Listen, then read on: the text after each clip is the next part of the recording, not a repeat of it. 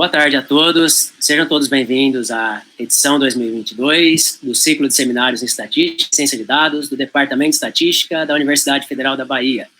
Atualmente, sob a minha coordenação e da minha colega, a professora Lisandra Castilho Fábio, teremos hoje a palestra inaugural deste ano 2022, essa palestra intitulada Inferência Causal, como a neuroreabilitação pode ser traduzida a partir da perspectiva da estrutura de conectividade cerebral e sua dinâmica, será proferida pelo professor Diego Nascimento, do Departamento de Matemática da Universidade de Atacama, no Chile. E falando um pouco sobre o Diego, bem, o Diego tem doutorado em Estatística pela UFSCar USP, em 2020, concluiu em 2020, tem mestrado em Gestão Empresarial pela Universidade Federal de Pernambuco, concluído em 2014, e bacharelado também em Estatística pela Universidade Federal do Rio Grande do Norte, concluído em 2012. Desde 2021, ele é professor associado no Departamento de Matemática da Universidade de Atacama, Copiapó, Chile, e a sua atuação principal é nos seguintes temas: aprendizado estatístico, visualização e análise de dados. Bem, muito obrigado, Diego, por ter aceito o nosso convite. Fique à vontade, então, passo a palavra para você e uma honra tê-lo aqui. Boa tarde a todos. Inicialmente, eu gostaria de agradecer o convite ao professor Paulo Henrique e à professora Lisandra. Para mim é uma honra estar aqui com vocês, mesmo que virtualmente. É um programa que eu adoro estar sempre aí na Bahia, tá? Já fui presencialmente, creio que 3 anos atrás, num congresso, foi o primeiro congresso de Data Science e Estatística. Participei e levei as primeiras motivações, os primeiros resultados dessa apresentação que eu vou proferir hoje aqui. Então, sempre é um grande prazer falar um pouco sobre essa área que é tão prazerosa, misteriosa, que é a neurociência, e tanto temos, como estatísticos, que colaborar, pensar, porque, essencialmente, quando a gente está tratando com dados, né, a gente, até nos nossos primeiros cursos, que as primeiras suposições é de independência, enfim, tudo bonitinho, né? Tá tudo normal, e todos os dados de neurociência, quase, se não todos mesmo, o que não existe é isso: independência, normalidade, simetria, enfim, tudo de troncho que pode existir e vir com esses dados, eles são presentes. É um sistema muito complexo, né, a mente humana. Hoje vamos falar que eu vou dizer um pouco dar uma introdução sobre inferência causal, séries temporais causal, tá? Ao que diz respeito a séries temporais muito variadas, tá? Então, é uma classe de modelos muito específica que eu vou falar com vocês aqui. E eu queria que a gente fizesse mais que uma palestra, uma mesa redonda. Então, qualquer dúvidas que forem surgindo, por favor, podem escrever no chat, levantar a mão, enfim, pode abrir o microfone e a gente faz com que essa palestra seja mais interativa, tá? Bom, essa palestra foi motivada de alguns resultados que eu obtive durante o meu doutorado. É uma pesquisa que ainda está em curso, que eu fiz em parceria, como eu vou explicar daqui a pouco, com alguns pesquisadores, mas principalmente com a professora Thaisa. Foi ela que me deu a motivação, os dados de uma pesquisa sobre participantes com pós-AVC. Então, a pessoa tem um AVC e ela está propondo um tratamento não invasivo como uma alternativa à recuperação motora e percepção de verticalidade desse paciente, tá? Então, como é que a gente pode traduzir essa neuroreabilitação em termos de conectividade cerebral e dinâmica, estatisticamente falando, tá? Isso é um trabalho em conjunto com a professora Lília Costa, aí da UFBA, com o professor Dylan, lá do MOS, dos Estados Unidos, o professor Francisco Lousada, do IME-USP, ou do ICMC USP, a professora Thaisa, também lá do Hospital Universitário de Ribeirão Preto, tá? Bom, aqui é um pouco do nosso time, é um time muito maior, existem alunos de graduação, mestrado, doutorado, tanto da área de neurociência quanto da área de estatística que estão envolvidos, mas essas foram as primeiras pessoas que apoiaram essas análises e também na minha análise doutoral, tá? A professora Thaís, do Hospital de Ribeirão Preto, o professor Francisco Lousada, meu orientador de doutorado, a professora Lilian Costa, foi meu braço direito, me trouxe muitas discussões também, tá, sobre a temática, professor Dylan e professor Maron Dixon, lá da Universidade de Nova York, numa visita que fizeram no Brasil, tá. Antes de começar a falar sobre a temática, eu gostaria de falar um pouco também onde é que eu estou, tá. A Universidade do Atacama, ela está localizada no norte do Chile, e aqui a gente tem uma universidade que ela foi fundada em 1857, é uma universidade muito antiga, com uma forte atuação na área de mineração, tá? Mineira mesmo. E aqui perto a gente tem as praias mais belas do Chile, estão aqui. Então, a cidade de Copiapó está localizada no coração do deserto do Atacama, mas existem muitas outras belezas que a gente se surpreende aqui. Como, por exemplo, existe um fenômeno que é o deserto florido. Aqui tem uma recorrência de chuva que é uma vez a cada 10 anos, e quando chove, os montes de terra, eles se tornam um monte com plantações de flores. Então, assim, é uma região muito interessante, que muito brevemente eu espero poder comemorar com vocês o acordo que está em curso entre a Universidade Federal da Bahia e a Universidade do Atacama, que permitirá a transição de alunos de graduação e pós-graduação, como também de professores entre essas instituições, tá?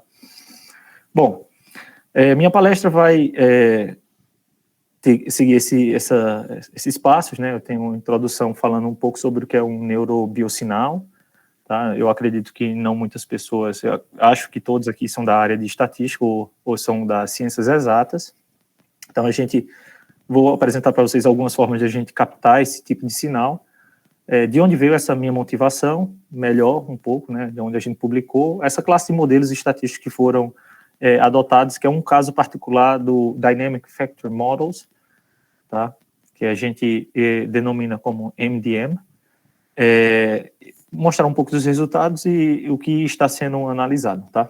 Então, o que é que a gente quer na nossa pesquisa em conjunto, né? A gente quer, mais que nada, desvendar, entender como é que se dá essa conectividade cerebral. Então, capacidades cognitivas, atividades motoras, como que esse estímulo elétrico, ele parte do sistema nervoso central para alguma região do corpo, né? Então, por exemplo, levantar um braço ou perceber onde está o nosso corpo para que a gente possa subir um ombro ou descer o ombro. Todos esses estímulos elétricos, eles partem do nosso sistema nervoso central. Então, compreender como essa dinâmica energética ela se dá é o que nos motiva, e saber que todas essas atividades elas podem ser traduzidas no tocante desses sinais, né, biológicos, tá? Dentro dessas classes de sinais biológicos, existe um grande problema, que é o terceiro maior problema mundial, que é de disability, que é quando as pessoas perdem movimentos, né, eles ficam paralíticas. A terceira maior causa é o AVC, né, é uma isquemia, ou conhecido um stroke, é conhecido também, tá? Então, a gente vê que dessa proporção de pessoas que têm algum tipo de AVC, 70% dessas pessoas vêm de países com recursos baixos ou médios, né? Então, a gente vê que esses países mais vulneráveis apresentam uma alta recorrência de AVC. E desses 70% dessas pessoas, mundialmente falando, quase 90% dessas pessoas que têm algum tipo de AVC apresentam alguma limitação física ou até morte. Então, a gente vê que isso é um número muito expressivo a nível mundial, tá? E o sintoma para que essas pessoas percebam que estão para ter um AVC ou prestes a ter um AVC, são bem silenciosos. E uma vez que essas pessoas têm um AVC, ou pós-AVC, não existe um tratamento específico, delimitado, que possa amenizar esse sofrimento desses participantes, né? Então, em específico, dentro da causa do AVC, o que aqui nos traz, né? É uma percepção de desordem vertical.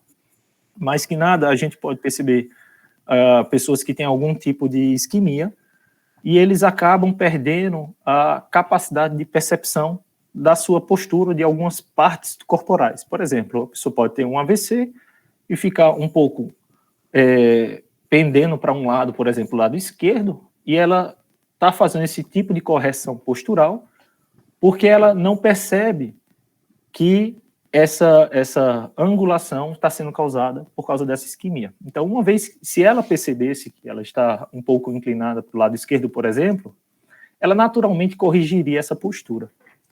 Então, o nosso tratamento que a gente está propondo, né, seria através de estímulos focais diretos elétricos, numa região específica, que é o TPJ, Temporoparental Junction. É uma região muito específica do hemisfério direito, perto aqui do ouvido, que ela conecta um monte de funções. Ela é muito importante para a neurociência. Então, a gente acredita que estimulando essa região hemisférica, dando um choque focalizado aqui, a gente consegue manipular essa percepção de verticalidade. Tá? Então, bom, isso é o que o pessoal da neurociência pretende. Então, a gente, por outro lado aqui, da estatística, tá, como é que a gente consegue quantificar esse tipo de estímulo elétrico e como é que a gente pode observar essa dinâmica elétrica ao longo de um experimento, tá? Então, isso traz consigo uma enxurrada de dados. Então, a gente tem dados com altíssimas dimensões aqui. A gente tem, junto a isso, se eu quero quantificar naturalmente modelos parametrizados e esses parâmetros condicionados ao tempo, trazem uma demanda computacional altíssima. Então, a gente começa a perceber que eu tenho um problema de alta dimensionalidade, tanto no lado de dados, quanto no lado da modelagem. Então, falando só um pouco de como é que a gente faz esse protocolo, e ele já está publicado, tá? Vocês, quem tiver um pouco mais de curiosidade, pode acessar o artigo publicado. Nessa primeira sessão, esse estudo está dividido em duas fases. A primeira fase, tiveram alguns voluntários, pessoas normais, que não tiveram AVC, e a gente queria saber se, estimulando, de acordo com um tempo e uma certa intensidade, essa carga elétrica, a gente conseguiria fazer com que essa pessoa mudasse, manipulasse essa percepção de verticalidade desse voluntário, né? Uma vez que a gente percebe a dosagem e a quantidade que é efetivo na manipulação de verticalidade, a gente vai para uma fase 2, que é a que a gente se encontra atualmente. A gente começa a estimular essa região com essa dosagem que a gente acredita que é a mais apropriada, para ver o quanto eficiente essa recuperação desses pacientes pós-AVC está se dando, tá? Então, nessa primeira parte, a gente só vai ver a dinâmica energética de pacientes ou participantes normais, tá? Então, a pessoa se apresenta no estado basal. Então, existe uma indução de estímulo elétrico. Literalmente, a gente liga uma corrente elétrica, depois desliga essa corrente elétrica e a gente observa o que é que está acontecendo com relação a essa verticalidade dessa pessoa, tá? Existem 5 formas de a gente perceber, ligar essa corrente elétrica e perceber essa tarefa, tá? A primeira tarefa que a gente faz é o que a gente chama de Visual Vertical Perception. Então, a gente quer ver se, dando um choque, essa pessoa, ela começa a mudar, induzir a percepção visual dela.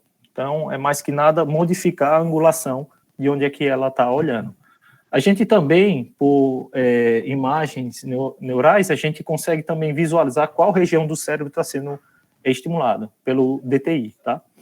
Também, por uma ultrassom, ou um Doppler, a gente consegue ver qual é a vazão de oxigenação que está se dando em regiões cerebrais, como também a gente consegue medir, tá? E cada coisa dessa é um estudo.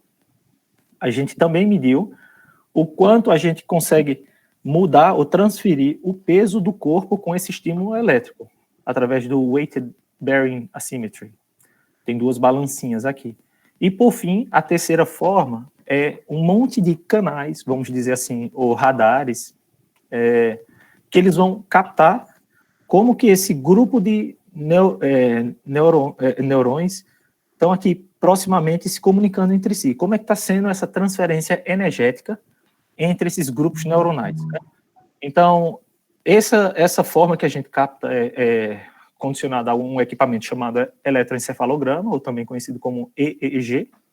Eu acho que alguns de vocês já devem ter feito algum tipo de análise, de teste adotando o EEG, e a gente consegue ver essa transferência energética entre regiões cerebrais. Então, a minha conversa vai focar somente nesses dados de EEG, e a gente vê como é que essa estrutura energética ela se deu partindo de um estímulo elétrico, tá? Então, basicamente, eu tenho sinais eletrônicos, neuronais, tá?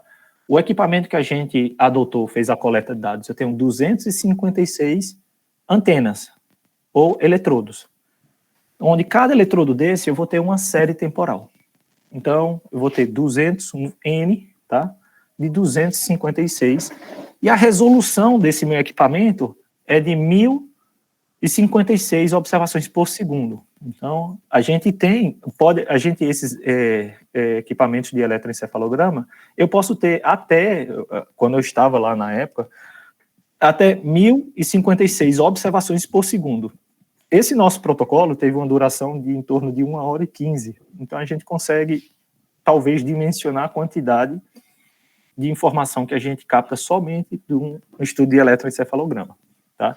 Por cima, cada participante, ele veio 3 vezes, e cada vez que ele vem, a gente tinha uma base de dados em torno de 7 gigas, tá? Dado cru, sem nenhum tipo de processamento e tal.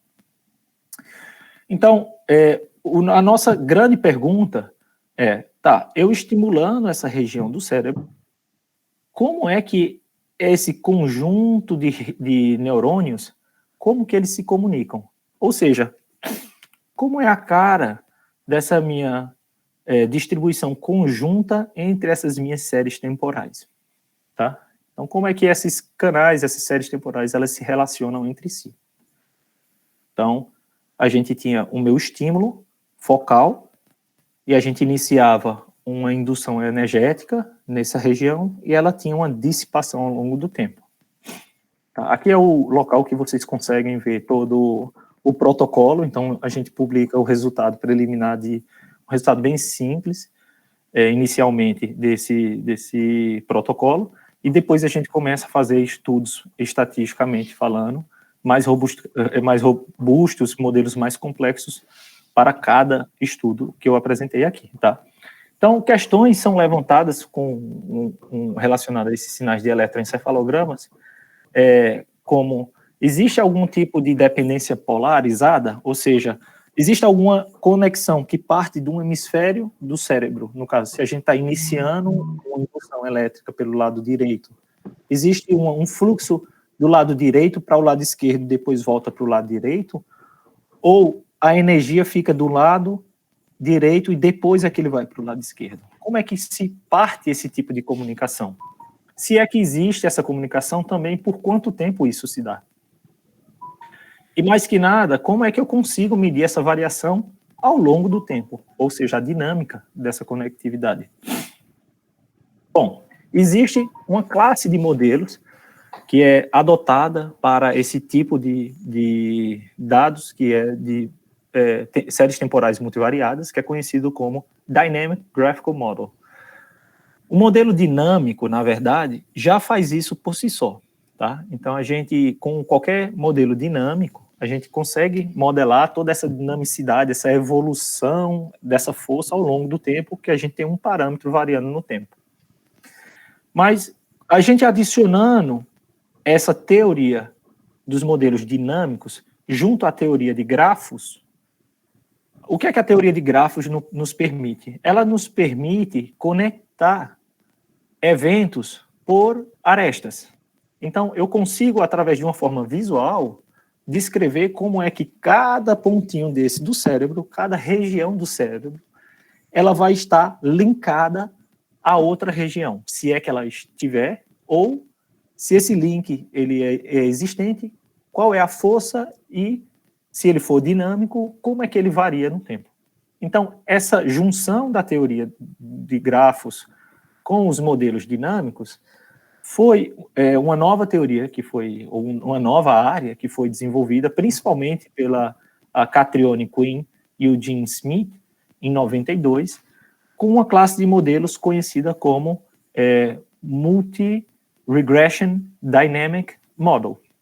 Então, a gente, no artigo do Quinn e do Smith, eles começam a falar como é que eu consigo quebrar essa minha probabilidade conjunta como pequenas interações independentes, porque são condicionadas à informação que é mais útil, que está relacionada a um grupo de pais e filhos. Ou seja, eu consigo subdividir um problema grande em problemas pequenos e resolvê-los pontualmente.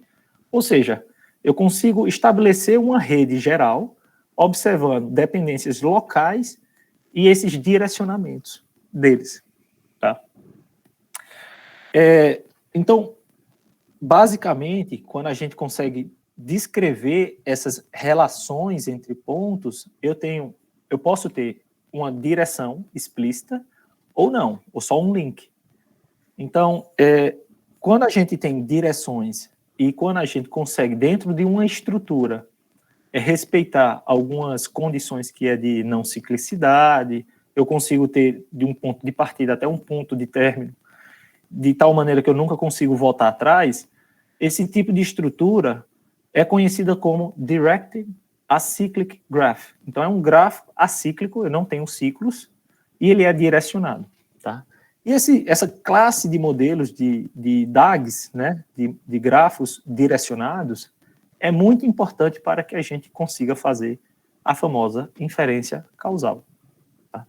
Então, os modelos probabilísticos de grafo, eles podem falar de causalidade, desde que a gente consiga transferir essa informação a uma estrutura direcionada. Isso foi o que a Catriona e o Gene, em 92, mostraram que, independente dessas minhas estruturas marginais, né, das minhas densidades marginais, apresentarem assimetria ou, enfim, não importa, se eu reparto esses pedaços, eu consigo resolver esse problema grande em problemas pequenos que são mais robustos e plausíveis dentro de uma inferência estatística, tá? Bom, uma forma, se a gente fala de modelos dinâmicos, é natural pensar, se ele é dinâmico, a gente está dizendo que o parâmetro que eu estou associando ao meu modelo, ele está variando no tempo. Então, um paradigma natural para a gente adotar essa variação no tempo de um parâmetro é o paradigma bayesiano. Diego, então quer dizer que esses modelos dinâmicos só podem ser feitos por inferência bayesiana? Não. Existem alguns trabalhos que não são muito comuns na literatura, mas existem alguns trabalhos que sim fazem modelagem de modelos dinâmicos com perspectiva clássica. Não é comum. Geralmente, os modelos mais recorrentes são modelos com a perspectiva bayesiana, tá? Mas um caso mais simples que a gente pode, e a gente sempre vê na engenharia como um caso particular desses modelos dinâmicos, é o filtro de Kalman, ou o filtro de partículas, onde a gente tem uma resposta que está sendo explicada por uma estrutura de regressão mais um ruído, tá? E a grande sacada desses modelos de espaço-estado é que dentro dessa minha estrutura de regressão, tá, eu vou ter algumas fases que incorporam características latentes. Então, a gente começa aqui a adicionar alguns ruídos, alguns trajetos mais aleatórios, de tal forma que a gente consegue acomodar melhor esse tipo de passeio, né, de observação temporal. Tá? Então, são modelos bastante flexíveis, apesar dos nossos ruídos independentes serem com distribuição normal, a própria Catriona e o Smith, eles mostraram que a distribuição conjunta da variável aleatória multivariada não vai ser uma distribuição normal multivariada. Pode assumir qualquer tipo de formato, e eles mostram isso nas últimas páginas, até os gráficos das densidades conjuntas, que não são definitivamente nada simétrico nem normal. Tá? Então, são modelos muito potentes, fortes. Tá? Bom, eu queria chamar a atenção para esse artigo do Friston, que ele fala especificamente que existem dois tipos de conectividade. Existe a conectividade funcional e existe a conectividade efetiva. No cérebro, quando ele está transferindo energia, a gente pode falar que essa observação ela vai ser uma transferência, pode ser medida como uma função que tem informação endógena do próprio sistema que está sendo observado, como também exógena, de alguma variável latente ou externa ao sistema, tá? E, obviamente, a gente consegue sempre parametrizar para quantificar esses movimentos. Mas essa movimentação, ela só poderá ser vista com um modelo dinâmico. E ele fala várias vezes sobre a necessidade desse paradigma ser bayesiano, tá? Eu não sei se tem alguma pessoa aqui que já viu inferência bayesiana, não sei se a maior parte do público é estatístico, se a gente pode aprofundar nesse tipo de temática. Mas o que eu queria me resumir é que, na minha estrutura, eu consigo mostrar que o que eu estou observando pode ser explicado pelo o passo anterior dessa minha mesma variável, combinado a uma estrutura de dependência com uma matriz de variância e covariância, só que essa matriz de variância e covariância eu já não consigo mais ter um direcionamento. Eu não consigo dizer que um instante t-2 impactou no instante t dessa minha região. Eu só tenho uma relação, uma correlação entre essas regiões. Mas essa parte da conectividade efetiva, que é o que nos interessa, é mostrar que se a minha energia está vindo desse ponto, ela vai impactar nesse outro ponto aqui do cérebro. Então, a gente consegue falar quando e quanto uma região do cérebro ela impacta na outra com esse tipo de conectividade chamada de efetiva. Tá? Bom, como tudo na vida, na teoria, esses modelos eles funcionam muito bem. Mas como a gente vem falando, existe uma alta dimensão, tanto nos dados quanto nos parâmetros. E esses modelos dinâmicos são modelos muito, ou como a gente chama, hiperparametrizados. Tá? Então, tem muito parâmetro aí para ser estimado no processo. E isso demanda tempo e é custoso. E uma coisa ainda mais intrigante é que essa estrutura causal, esse grafo a ser estimado, ele é numericamente inviável quando eu tenho muitos pontos ou muitas séries temporais. Eu tenho a ordem de complexidade dessa estimação é muito alta. Só um exemplo, a professora Lilian publicou em 2015 na Bayesian Analysis que quanto maior o número de nós, condicionado ao tamanho das séries temporais, como aumentava rapidamente o tempo de processamento dessa estimação, dessa estrutura causal. Tá? Então, mais que nada, se eu tenho, por exemplo, uma estrutura como essa, eu tenho que saber, tá, se esses pontos são os pontos selecionados, como esse ponto vai impactar aqui primeiro, ou esse ponto vai vir para cá primeiro. Então, uma forma da gente medir essas estruturas é estimá-las um a um, e eu ter uma pontuação dessas estruturas, que a gente faz por um fator de Bayes, tá? Então, uma vez que eu tenho esses fatores de Bayes, eu consigo comparar quais estruturas bayesianas elas são mais prováveis condicionada ao tipo de dado que eu estou observando, tá? Então, o que a gente fez? A gente observou, coletou esses dados, partindo de uma estrutura basal, antes de dar choque, só observando as pessoas, como é que elas pensam, a gente começou a observar uma estrutura comum, e depois a gente, com essa estrutura comum de conectividade cerebral, a gente começa a estimar essa variação de força ao longo do tempo, tá? Então, só para mostrar a vocês o quanto complexo isso vamos pensar só em um canal, o canal 147, é um canal que fica aqui na nuca, que não tem muitas influências quando a pessoa pisca ou quando a gente movimenta algum músculo no pescoço ou fala até. Então, esse daqui é 1h15 de observação. Toda vez que a gente ligava a máquina, a gente tem um salto, tá? E aí a gente vê também esses estados, são os estados quando a gente está com a máquina desligada, de choque. Esse daqui é o curso nesse canal 147, mas a gente só olhando o estado basal, se a gente pega um outro canal, por exemplo, 164, olha a dinâmica dele quanto muda. Observar essas relações, essas integrações entre séries temporais não é uma coisa nada trivial. São séries temporais não estacionárias, com tendência, com sazonalidade, com ruído, com tudo que vocês possam pensar, tá? Então, o que a gente quer é estimar essas relações, e os modelos de MDM nos possibilita pelo fator de Bayes, tá? Então, no final, a gente consegue ver qual que é a direcionalidade de regiões, tá? Então, eu estou vendo que aqui no ponto onde a gente parte a indução energética pelos dados, tá? Ele nos mostra que a transferência de informação começa por esse ponto. E aí ele vai para o 66 e para o 71.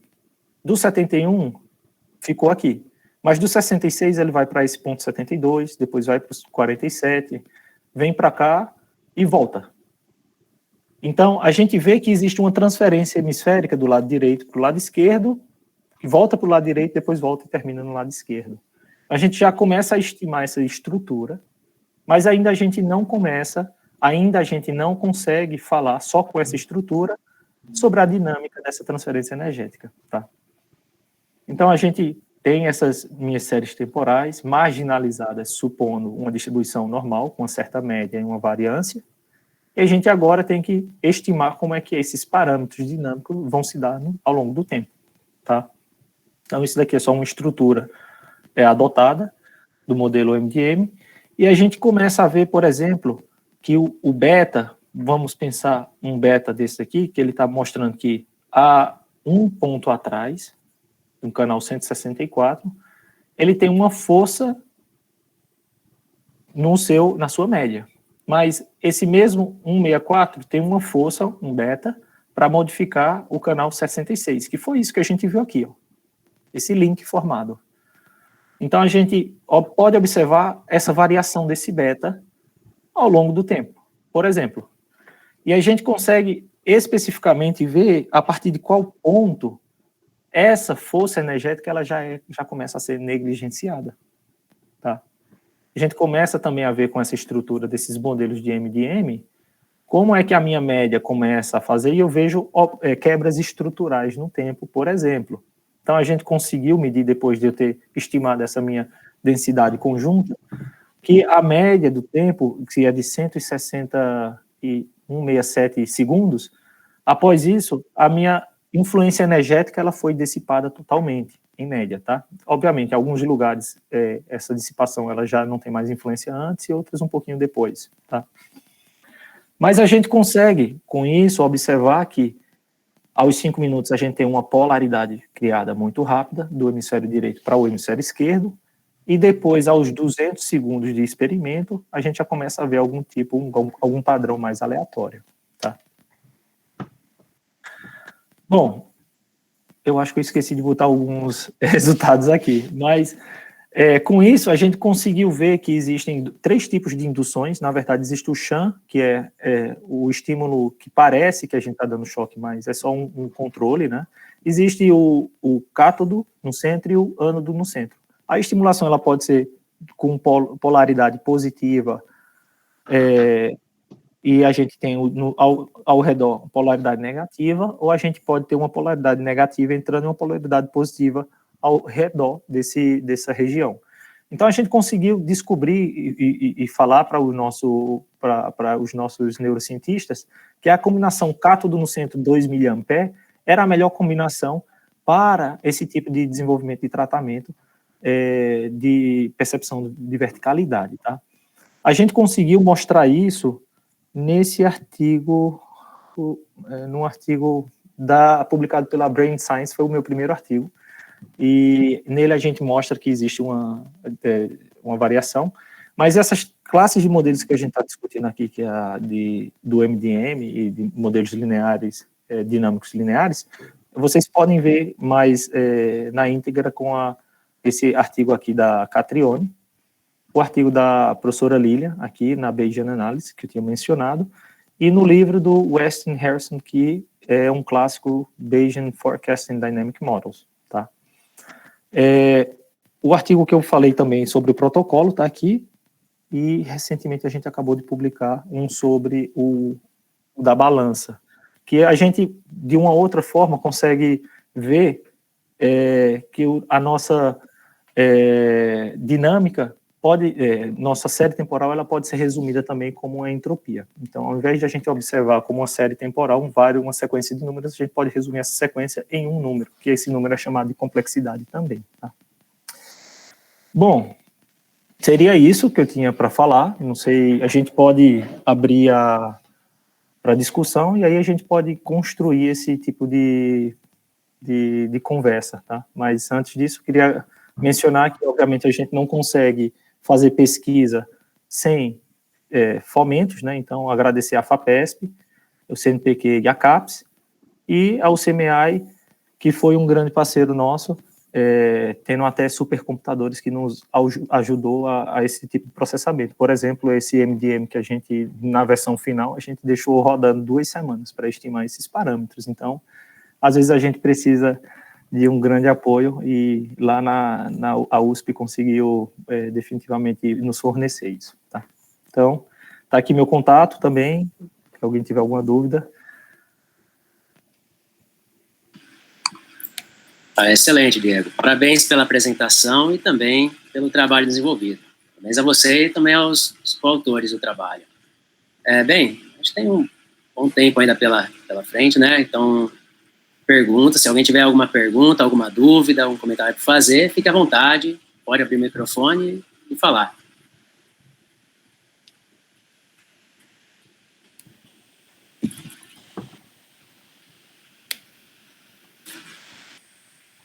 No aguardo.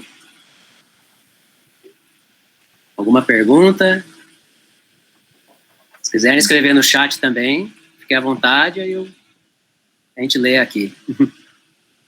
Eu tenho uma pergunta, mas eu queria primeiro parabenizar o Diego pelo trabalho, também os colaboradores que estão aqui presentes, a professora Lília e o professor Lousada. É um trabalho muito legal, parabéns para vocês.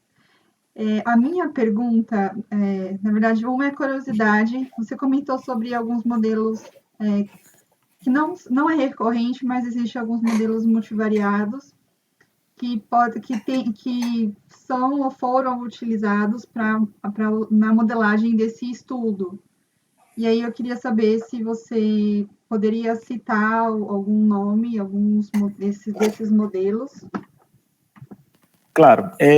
Bom, quando a nossa variável resposta era uma série temporal multivariada, a gente ficou nessa classe, que é a classe de modelos grafos, vamos dizer assim, que lida com essa estrutura de modelos lineares dinâmicos. Então, a gente pode, dentro dessa classe, como um caso particular, ter esse MDM, que a professora Lilian modificou ele para uma estrutura IPA, que é, por exemplo. Mas existem outras classes que, por exemplo, o VAR Bayesiano, enfim. Essa classe de modelos, ele estima também essa conectividade, essa estrutura de grafos no final. Só que a gente, às vezes, dependendo do tipo de modelo, a gente só vai ter uma correlação e não uma relação causal, tá? Falando de resposta de séries temporais multivariadas. Se a gente, antes disso, vem com alguma ideia de pré-processar esses dados, que é uma série temporal, em um valor, seja por estágios do experimento, por exemplo, um experimento desse é muito recorrente, a gente testar momentos distintos. Então, vamos pensar que parte dessas séries temporais, a gente tem uma sequência de dados, a gente resume isso em um valor de entropia, por exemplo. E aí, não seria uma má ideia supor independência entre esses valores da entropia. E aí, uma vez que eu tenho isso, eu consigo fazer análise com os modelos, por exemplo, modelos lineares mistos, lineares generalizados mistos, a gente consegue fazer toda essa análise, porque eu converti essas frações, vamos dizer assim, das séries temporais para valores mais pontuais. Então, assim, a gente consegue, com um pré-processamento anterior, que foi o caso aqui desse último trabalho que a gente publicou. A gente tinha uma série temporal, na verdade, algumas séries temporais, e a gente resumiu esses pedaços, trechos de séries temporais, em um valor complexo, um número complexo, como se fala lá na estatística mecânica. E aí a gente cai nos modelos clássicos que a gente utiliza na estatística. Um modelo linear generalizado, um modelo linear generalizado misto, enfim, começa toda aquela parte que a gente tem o dado clássico. Então, dentro dessa classe de modelos seria isso. Dentro da classe de modelos de séries temporais, seriam os modelos que abarcam esses modelos linearmente dinâmicos. Aí só um parênteses, tá? Que eu acabei esquecendo. Existem, atualmente, até a professora Lilian está orientando uma aluna no doutorado lá na UFRJ, que a gente está,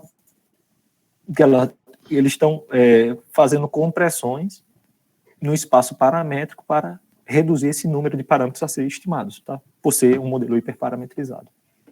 Assim, tem muita coisa que pode ser trabalhada, feita, desenvolvida, porque estruturas de dependências aí nesses dados é o que não falta, e, enfim, relações, né? Variáveis, por exemplo, essas variáveis, elas podem ser, dependendo da entropia, ela pode ser estritamente positiva, ela pode ser uma variável truncada, entre 0 e 1,5, por exemplo. Então, assim, tem muitas possibilidades, e não é só em série temporal, tá? A gente pode dar um passo atrás com a série temporal, tratar essa série temporal e avançar nesses modelos que não necessariamente são da literatura de séries temporais para lidar com essas comparações de fatores. Certo. Obrigada, Diego, mas eu tenho mais uma pergunta. Nesse estudo que você apresentou aqui, não ficou claro para mim a estrutura de correlação associada ao modelo. Assim, eu não sei se eu pesquei alguma coisa, mas eu não consegui visualizar bem essa estrutura de correlação dos dados. Quer dizer, do modelo. Tá. A média, vamos pensar assim, na minha estrutura, no meu modelo conjunto, eles vão ser marginalizados por essa estrutura de dependência, tá? Então, essa é a estrutura. Por exemplo, a média, isso, só que é da parte causal. Porque aqui eu consigo dizer que o meu tempo T, a média T, está sendo influenciada pela média T-1 do mesmo ponto. A média T do 66 está sendo influenciada pela a resposta no instante T do 164. Então, essa é a minha estrutura da minha conectividade efetiva. Tá? A parte, a gente consegue também, por exemplo, dentro da minha estrutura de variância e covariância, eu conseguiria incorporar nesses modelos coisas como estruturas espaciais, eu poderia, e outros tipos de dependência que eu queira. tá? A gente pode também deixar ela livre para ser estimado como blocos, diagonal. Mas eu também posso fazer alguns tipos de restrição nessa estrutura, nessa matriz de variância e covariância. Mas a minha conectividade efetiva, que no caso seria a minha parte de inferência causal, seria essa a minha estrutura. Então, a média do meu canal 183 no instante t está sendo afetada por um instante t do 147, no instante t também do 177. Se a gente observar, é exatamente a minha estrutura do grafo adotada. Tá? E aí a questão é que esse beta vai só ser reestimado a cada t. Então, eu tenho a minha estrutura fixa, mas a minha estimativa ela vai ser variando no tempo, ela vai ser dinâmica, a força, o beta. Também. Obrigada, Diego. Era só isso. É que é tanta coisa, assim, tanta informaçãozinha que às vezes... Detalhes, né? Verdade, é muito verdade. Tem que sumarizar aqui, né, Diego? É. Legal. Mais alguém tem alguma pergunta para fazer? Eu já entrei em um acordo aqui com a Lília e eu disse a ela, olha, não faz pergunta difícil não, Lília. Porque... Eu liguei o microfone agora para fazer a pergunta. Pode, parece que até que a gente combinou. Na verdade, uma coisa assim que a gente conversou muito rapidamente, né, mas que eu não sei se você tem dados para isso, mas uma coisa que a gente nunca usou foi a regressão dos betas, né? A gente sempre usa aquela run the walk, uma coisa assim mais básica, digamos assim. Então, a gente precisaria ter covariáveis, talvez, mudando no tempo e que tentasse explicar essas conexões. Isso. E eu não sei se você tem dados para isso, você acha que pode ser uma coisa interessante para se fazer no futuro? Sim, na verdade, o que a gente pode combinar, a parte de regressão, né, das variáveis exógenas, né, o que seria, a gente poderia adicionar o que está muito em moda agora nas ciências médicas, seria, imagina que a gente adicionasse a essa dinâmica energética cerebral o batimento cardíaco da pessoa. Ou até a gente fizesse a decomposição do batimento cardíaco em bandas diferentes e entrasse como uma estrutura de regressão nessa minha composição, né? Isso poderia ser definitivamente pertinente, possível, tá? Eu não sei se para essa primeira fase a gente não tem esses dados. Eu tenho outras máquinas, mas não foram sincronizadas. Então, fica difícil a gente botar essas coisas variando no tempo, porque a granularidade também das coisas tem que estar nessa mesma, né? Ou a gente resumiria uma série temporal que tem, sei lá, 156 observações por segundo, e o outro equipamento tem uma resolução de 25 por segundo, a gente tem que fazer uma transformação para que conciliasse, né, essas respostas. Mas definitivamente uma coisa que a gente pode abarcar. Interessante, gostei dessa ideia também, trazer dados do coração, né? Isso. Para isso, relacionar essas duas coisas. Eles pegam de suor, não sei se você já... eles põem assim uma medidinha e a gente começa a ver o quanto a pessoa está transpirando. Isso daí eu tenho um experimento aqui que a gente conseguiu pegar, né? A expressão facial, a dinâmica energética e o suor, a pessoa quando estava suando, né? O aluno. Então a gente tem dados multimodais, né? Então a gente relacionar todos esses equipamentos é muito bacana. É bem interessante, gostei. Legal mesmo. Legal. Além da Lília, tem outro coautor de trabalho aqui. O Neto também está aqui presente. Neto, prazer recebê-lo aqui. Eu não entrei presentes. O professor Lousada fez todas as perguntas na defesa do doutorado, perguntou todas as coisas que eu sabia responder e que eu não sabia. E aí a gente...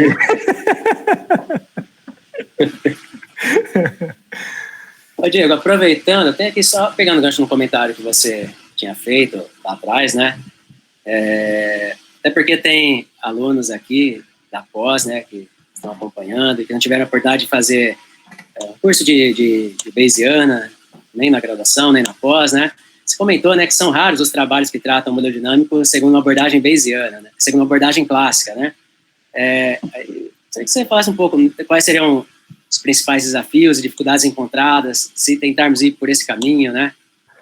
Eu sou suspeito de falar, né? Na verdade, eu não sou bayesiano roxo, né? Mas eu tô com um pezinho mais forte no bayesiano cada dia mais. Mas o que eu vejo como limitação é que, bom, a primeira parte é a parte filosófica, né? Porque, assim, a gente, mesmo tendo o meu parâmetro sendo uma coisa desconhecida, a gente quer estimar, né? Como estatístico. Mas tratá-lo como uma variável aleatória, eu acho que é mais natural. Porque,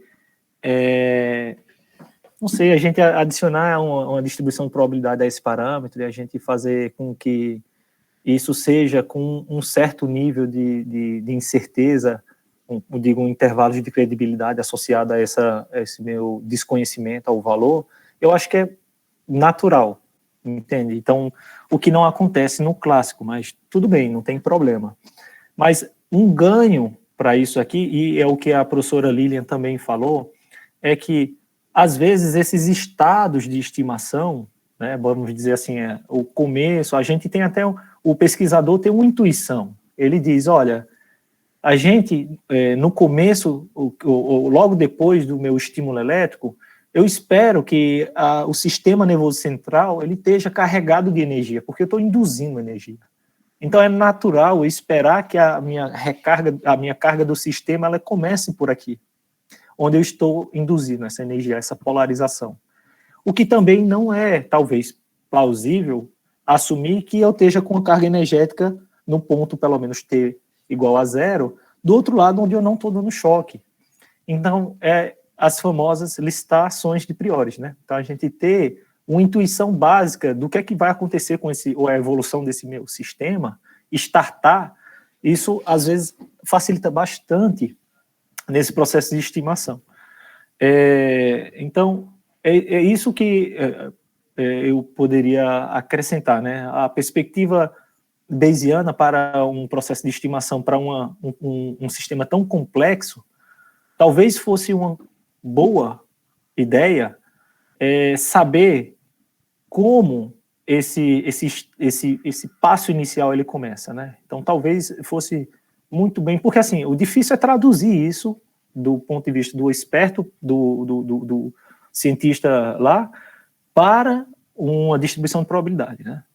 Isso que é muito difícil, é um desafio muito grande.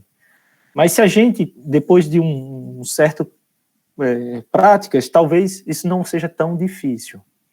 As primeiras vezes é bem complicado comunicar com áreas que não são, pessoas que não são formadas em estatísticas, né?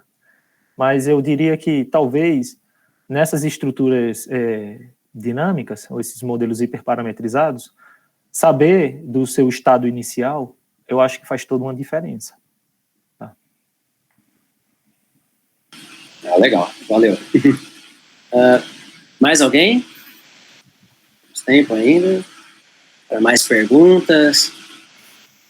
Aproveitem para tirar suas dúvidas, fazer seus comentários. Eu queria também abrir um parênteses aqui, tá? Só complementar o que eu falei. Saber o estado inicial do nosso sistema é muito importante. Então, se eu conseguir listar a priori, é muito legal. Mas tem uma coisa que está muito em gosto na área de machine learning, né? Se a gente pode falar isso, se não statistical learning, né? Que a gente, quando tem uma estrutura de regressão muito complexa, a gente consegue empurrar ou silenciar algumas variáveis que elas não são tão significantes no sistema, ou na informação do sistema, vamos dizer assim. Então, esses modelos de compressão paramétrica, eles são muito recorrentes na literatura de machine learning, mas é uma coisa estatística, né? Que são as regressões Ridge e as regressões laço. E eles são nada mais, nada menos do que definir muito claramente quem é essa minha distribuição a priori. Então, quando, por exemplo, eu tenho relacionado ao meu parâmetro uma distribuição a priori laplaciana centrada no zero, eu estou no caso de uma regressão laço. Então, naturalmente, a gente mantém a mesma estrutura e a gente só brinca do ponto inicial como é que a gente vai fazer essa minha robusta, essa minha inferência, né? Robusta, sem ser custosa. Então, assim, é sempre uma boa ideia fazer, dentro dos modelos dinâmicos, pelo menos, ficar na área bayesiana, ou pelo menos é o que a gente tem visto bastante. É muito raro mesmo alguém não... Talvez o Cribari fez alguma coisa aí, né? Mas é muito raro mesmo a gente ver. Eu vi 2 trabalhos que eles resolveram por EM, Expectation Maximization, essas estimações. Mas é muito complicado, porque quando a gente vai calcular, fazer os nossos cálculos da minha Expectation Maximization, as contas não saem fácil, com uma estrutura tão hierárquica. Beleza. Bem, ninguém tem mais perguntas? Olha, não vou usar, parece, minhas 3 horas. Segundo a divulgação, né? Até às 17 horas. Não, tá ok. Acabou de dar... Tá dando 3 horas aqui no meu relógio, né? 3 da tarde. Então tá ok. Acho que se ninguém tem mais perguntas, então, sem mesmo em nome da coordenação, né? A professora Elisângela, então agradecê-lo, Diego, então, por ter aceito o nosso convite, né? Por ter tirado um pouco do seu tempo aí, né? Para vir aqui dar uma palavrinha pra gente. Sei como tem sido bastante corrido para você aí desde esse retorno ao Chile recentemente, né? Então, mais uma vez, muito obrigado e parabéns você, os controles de trabalho aqui presentes, o Neto, a Lília, né? Por esse trabalho tão relevante desenvolvido pela equipe de vocês. Vamos ficar na torcida para que aquele... não é projeto, aquele acordo, né, entre o Chile e a UFBA dê certo, para que estejamos ainda mais próximos, né? O Diego, a gente já acha que ele é de casa, né? Olha, eu me sinto muito à vontade, sim, no INE-UFBA. Saiu essa semana passada o acordo UDA ICMC-USP, e eu estou na torcida aí, fazendo todas as gestões, indo periodicamente lá na reitoria, na parte administrativa, para que a gente consiga, sim, formalizar essa relação tão estreita que temos da UDA com vocês aí da UFBA, que para mim é um grande prazer. Temos já alguns grupos aí que a gente já fez algumas publicações também, tanto com a professora Lília, quanto com o professor Paulo, e a ideia é só fortalecer. E, obviamente, tem outros pesquisadores, ademais da minha pessoa, aqui na UDA, que também são ótimos estatísticos, pesquisadores que também podem fazer grandes parcerias aí internacionalmente, né? Isso esse é o que nos agrada. Talvez o nosso grande desafio como estatísticos é essas relações interdisciplinas, né? É muito difícil a gente traduzir essa modelagem estatística, às vezes, para um conhecimento prático, né? Então, a gente consegue sobrepor essas barreiras praticando, fazendo, né? Startando. Então, será um grande prazer. Uhum. A nossa expectativa inicial, inclusive, era que essa palestra fosse presencial, né? Tivesse ocorrido já no mês passado, né? Da estadia dele aqui no Brasil, estava em Pernambuco, depois foi para São Carlos, né? Interior de São Paulo, enfim. Não deu para fazer essa ponte de Salvador. Mas não vai faltar oportunidades, né? Ainda a gente não conseguiu fazer isso, mas aí, muito brevemente, quem sabe aí se o Congresso de Data Science, se for híbrido, aí a gente não consegue fazer essa aparição. Uhum. Certeza. Bem, novamente, então, Diego, muito obrigado. E ao público aqui presente, agradeço muito a participação de vocês e tenham todos uma boa tarde. Eu que agradeço aí, Paulo. Próxima palestra, nosso ciclo. E agradecer também, aproveitar aqui a presença do professor Francisco Lozada, da professora Lília Costa também, aí 2 grandes parceiros também, falar que temos muito aí a trabalhar, e aos alunos também da UFBA aí, aproveitar esses professores aí, também quem se interessou pelo tema, que foi muito breve, é só uma pincelada aqui, procura a professora Lília aí que a gente consegue fazer grandes parcerias aí também. Isso aí. Tá, joia. Então, pessoal, muito obrigado. Boa tarde a todos. A gente fica por aqui. Obrigado, boa tarde. Tchau, tchau. Boa tarde. Tchau. Gostei, Diego, da propaganda também, viu? Diego, a gente precisa marcar uma reunião, Diego. Vamos marcar sim. Eu tô com uma dívida, mas não está esquecida, também não está engavetada. A gente deve estar terminando isso nos próximos dias mesmo. Eu tive um trabalho que eu tive que fazer, mas essa questão do MDM que falta tão pouquinho, a gente deve estar fechando essa semana que vem, ainda esse mês, com um empenho aí, mas vamos sim. Beleza. Eu não esqueci de você e a gente tem que retomar os trabalhos aí fortes, assim. Tá certo então, gente. Tchauzinho, Paulo e Elisandra também. Um abraço para vocês. Tchau, gente. Tchau. Muito obrigado pela presença. Elisandra, acho que já interrompeu a gravação, né, Elisandra?